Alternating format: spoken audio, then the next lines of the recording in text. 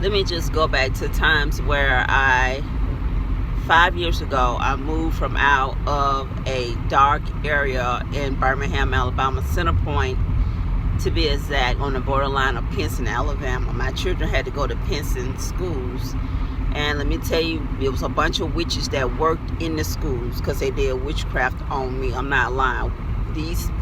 We wrestle not against the flesh and blood, but principalities, powers, rulers, dominions, spiritual wickedness in high places, So my children had to go to this school, and they had oppressed my children greatly. Before I moved over there, my children we were in a neighborhood. We moved next door to a church that moved into the neighborhood right beside us. Just right beside, just like, not just a hop and a skip away. They came in and planted a church right there. And the church they planted was, called Church of Highlands. And they also planted a clinic, the people in the church. The person over the church was a man named Robert Rex.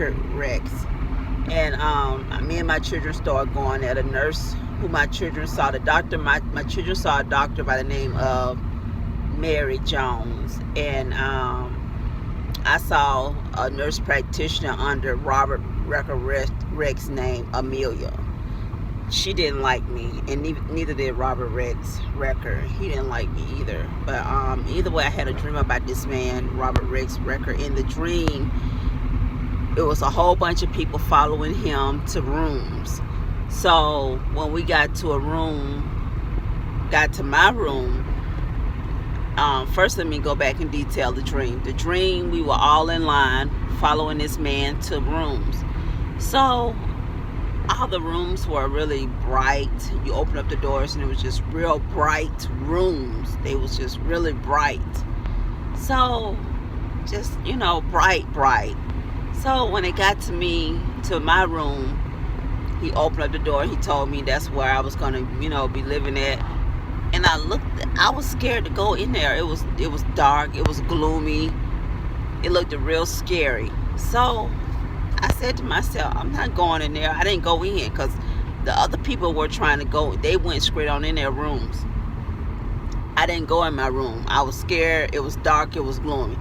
So the lady that was behind me, the next room, he told her that was her room. It was real bright, and I was like, he giving all these people rooms that are bright. It's bright light. It's real bright in there. And he gave me a room that was, scary and gloomy and not bright. It looked scary, like, you go in there and something was going to happen to you. I didn't go in. So I asked the lady if I can go into the room with her. So she said yes. And that was the dream. The lady was real nice and kind and sweet, and she was like, yes. So that was a dream I had about him. I had another dream about me and my children were living in this house. It was either a house or apartment. I don't know what it was. I just know that we were on the second floor looking out the window. And I realized later that a window in a dream or a vision can mean, just having insight, a vision on something, insight to something that's gonna happen,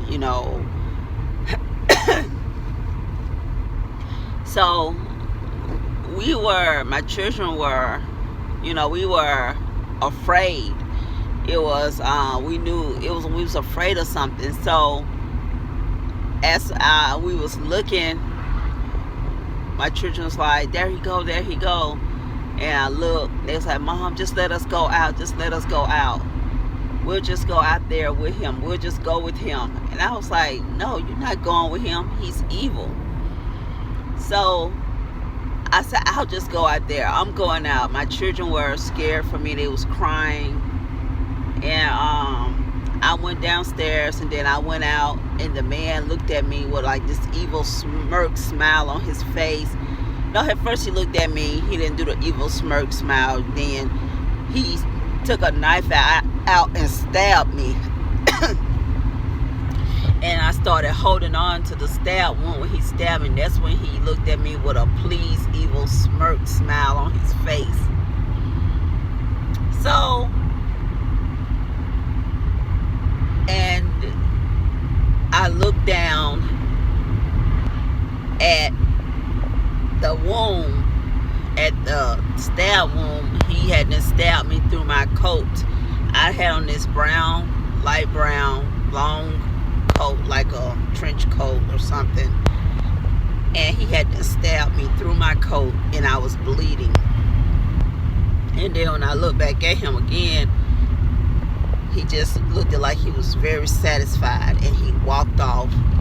And in my spirit being, I knew he was going to be back again. And that was the end of that dream. So it let you know also about a vision where I walked into my kitchen, and it was like, you know, how God took Ezekiah and let Ezekiah heal in the church, and the people were talking about and what they were doing, and the women were in there crying for this the guy, I can't think of his name. It had came to my mind and I left, but they was crying for him and longing for him. And you know, God lifted him up, let him see things that were going on in the church, how men were turned their backs were turned to they were worshiping the sun god and other stuff, and they were just worshiping other gods and stuff. So in the church, and God had let me, honestly, I saw this guy in church. God knows I did. And he was one of the pastors. He was the main pastor, not one of them. He was the pastor or the apostle over the church. He pointed his finger toward this lady, and the lady all of a sudden next door going around like she had a Kundalini spirit. And I was like, what the heck? One time I went there with a friend of mine. He was the one that took me to the church. And something happened one of the times, and all of them got down. He got down with his wife on the knees up there on the pulpit, you know, and they apologized to God for witchcraft. The same guy, he had his ushers to come down and get down on their knees and ask God for forgiveness for witchcraft as well. And I was just in shock. So he had been doing witchcraft, you know, on people. You know, he was a minister. He was called a apostle. That was his title, apostle. You know how the Bible speaks about, you know, these apostles that are fake in the book of Revelation.